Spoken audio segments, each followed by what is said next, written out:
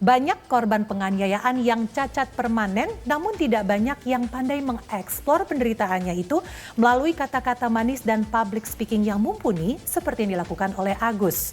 Ternyata di tempat kerjanya, Agus memang dikenal sebagai kepala waiters yang bermulut manis, namun pandai pula melontarkan kata-kata yang tajam menusuk. Benarkah banyak yang menyebut Agus kena karma? Saat suaminya sakit dihujat sana-sini, apakah Elmi akan setia mendampingi dan mengurus Agus hingga sembuh?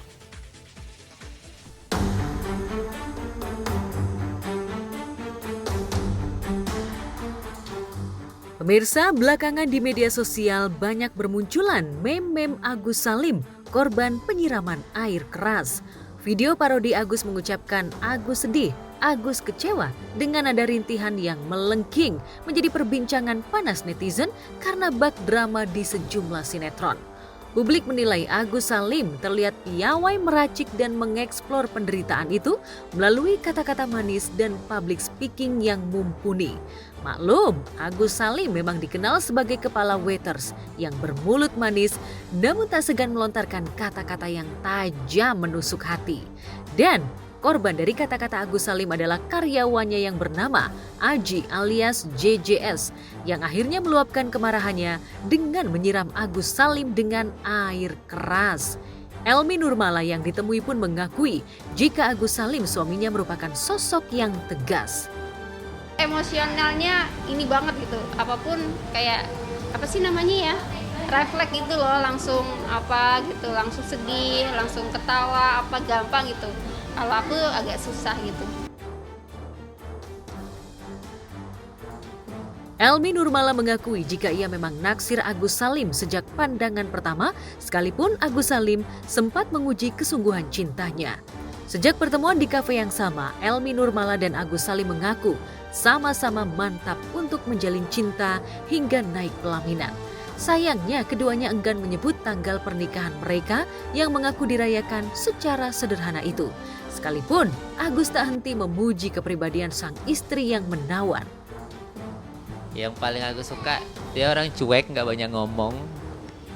Agus suka sama orang-orang seperti itu karena tipikal Agus kan orangnya suka penasaran gitu kan, nggak suka yang terlalu wow gitu, nggak suka sih. Aku lebih suka kayak dia pas ini memang cuek, nggak banyak ngomong gitu. Ya ada kalanya kita suka bercanda bareng gitu, tapi ada tempatnya yang kita bercanda bareng gitu. Dia tahu memposisikan tempatnya di mana tempatnya itu gitu. Itu yang aku suka dari dia, walaupun memang orangnya cuek banget gitu. Ya begitulah modelnya, orang introvert sama orang yang liar kayak saya gitu. Elmi Nurmala dan Agus Salim menyadari jika karakter mereka bertolak belakang. Elmi Nurmala yang mengaku malu-malu, sebaliknya Agus Salim menyebut dirinya seorang yang senang tampil hingga di akun media sosialnya penuh dengan aksi jogetnya nan gemulai. Hingga Elmi Nurmala menyebut suaminya itu memiliki gaya yang jauh lebih lembut dari perempuan. Lemah lembut, lebih lembut dari wanita kayaknya. Iya, emang dia dulu alay, kan dia pemain TikTok ya. Setiap saat TikTok aja gitu. Kalau dari yang lain sih oke-oke aja, cuma itu doang sih, TikTok mulu dia. Tadinya sih kesel, cuma ya mungkin dia buat hiburan aja kayak gitu.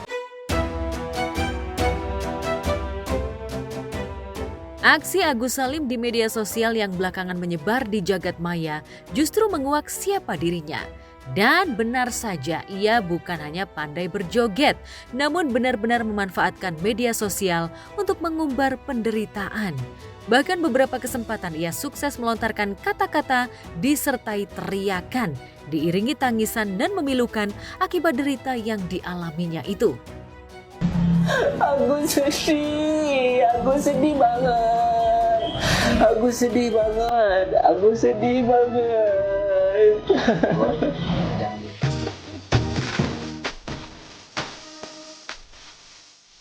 Sebab itulah Elmi Nurmala terlihat berpikir ketika disinggung soal kesetiaan cintanya kepada Agus Salim.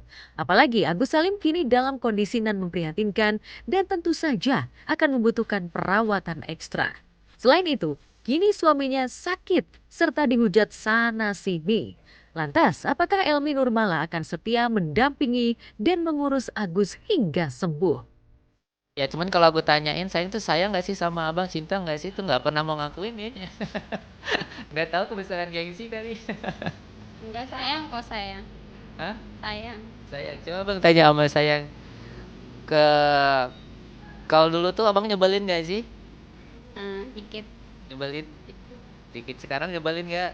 Enggak. Nggak. Kenapa nggak nyebelin? Ya nggak nyebelin aja. Sekarang sayang nggak sama abang? Sayang. Beneran? Ya. Hah? Iya, Abang. Sayangnya sedikit Iya, apa banget? suamiku, iya. Sayangnya, Maunya dikit apa banyak? hah? Maunya dikit apa banyak? Tanpa batas. Ini lagi berusaha belajar lah menerima dengan kondisi yang seperti ini ya. Ya siapa sih yang nggak, siapa yang mau suaminya dibikin begini ya. Kita juga nggak nyangka. Cuma kadang-kadang aku ngerasa kita di sini korban gitu ya. Aku juga korban misalnya di begini. Kadang-kadang kenapa sih orang-orang tuh kayak menyudutkan saya seakan-akan jadi saya penjahat gitu kan. Padahal kan di sini saya berusaha nemenin abang ya, mungkin dengan kekurangan aku yang begini ya, tapi di hati saya nggak ada niat untuk meninggalkan Bang Agus gitu. Pengennya sama-sama apapun itu kesulitannya kita hadapin sama-sama ya abang ya, insya Allah kita sama-sama belajar untuk ngadepin situasi yang berbeda dari sebelumnya ya.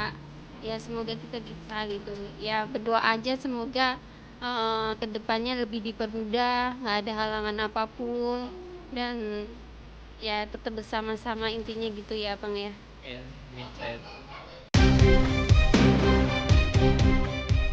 Terlepas dari puja dan puji, Elmi Nurmala dan Agus Salim, nyatanya sosok Agus Salim seolah menjadi momok bagi karyawan kafe di beberapa tempatnya bekerja. Terbukti ketika tim barista mendatangi lokasi tempat Agus Salim bekerja, tak satu pun karyawan di sana berani angkat suara.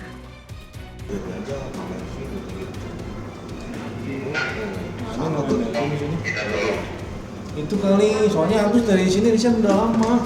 Iya, tahun berapa itu 2003 ya? Ya, Agus itu resign itu 3 bulan sebelum lebaran tahun kemarin, pindah ke sini. Cuma Seberang sini. Di sini kejadiannya. Samping ini? Iya, Kate.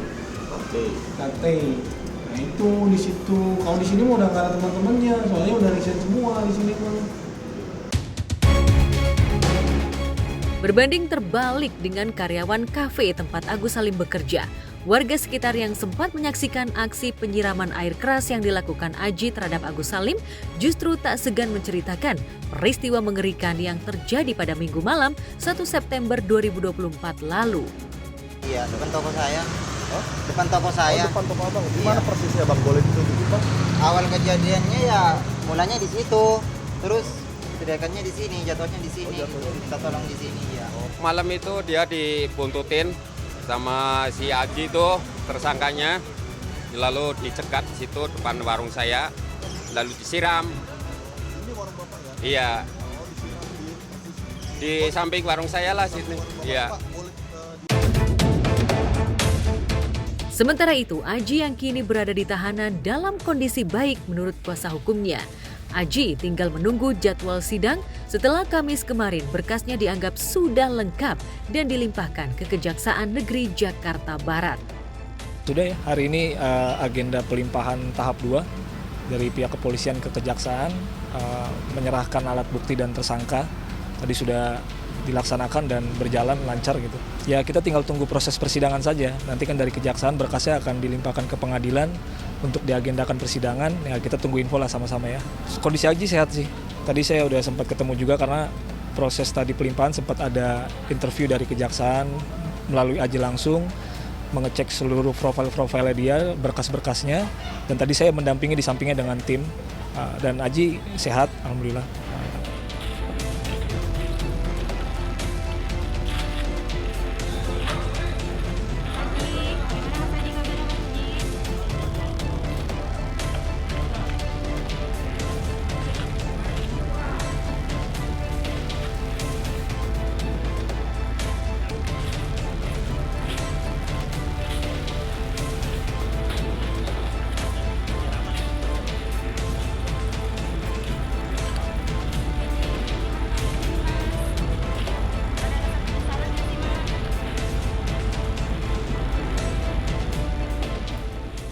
kasihan sih, maksudnya lihatnya dia dari awalnya normal, matanya bisa melihat dengan normal, tiba-tiba terkena bencana musibah, tiba-tiba dia jadi tidak bisa melihat, matanya jadi cacat gitu. Aku sih sangat prihatin sih lihatnya, dan karena kejadiannya juga cepet banget gitu ya, disiram air keras dan disengaja lagi, bukan tidak disengaja kan itu. Jadi kayak bingung aja kenapa bisa setega itu.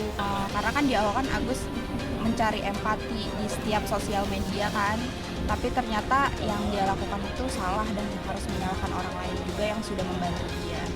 Kok bisa ya ada kayak gitu, udah ditolongin, udah dibantu untuk dia biar bisa sembuh seperti biasa lagi, tapi ternyata malah menyerang balik orang yang udah membantu. Karena kan udah dibantu tapi nggak sesuai sama prosedur yang harusnya disuruhnya untuk berobat, tapi untuk yang lain-lain, dan juga nggak diinfo juga kan sama dia untuk dipakai apa uangnya. Saya pikir sih masalah ini terjadi karena jumlah donasinya yang cukup fantastik dan ketidakjelasan dari awal waktu pengumpulan donasi kepada keluarga Agus, dari yayasan kepada keluarga Agus. Jika memang digarisbawahi harusnya kalau misalnya untuk penggunaan donasinya harus ada pemberitahuan atau gimana peraturan seperti itu, mungkin keluarga Agus tidak melakukan kesalahan seperti ini, kesalahpahaman seperti ini. Jadi saya pikir keluarga Agus karena ketidaktahuannya jadi menganggap uang yang masuk ke rekeningnya itu merupakan hak dia.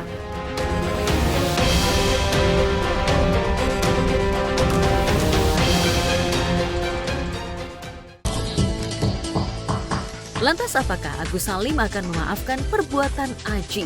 Dan bagaimana pula sikap Agus ketika dibandingkan dengan Faisal, korban penganiayaan brutal yang membuat matanya buta dan enggan mengumbar ratapan ke muka publik?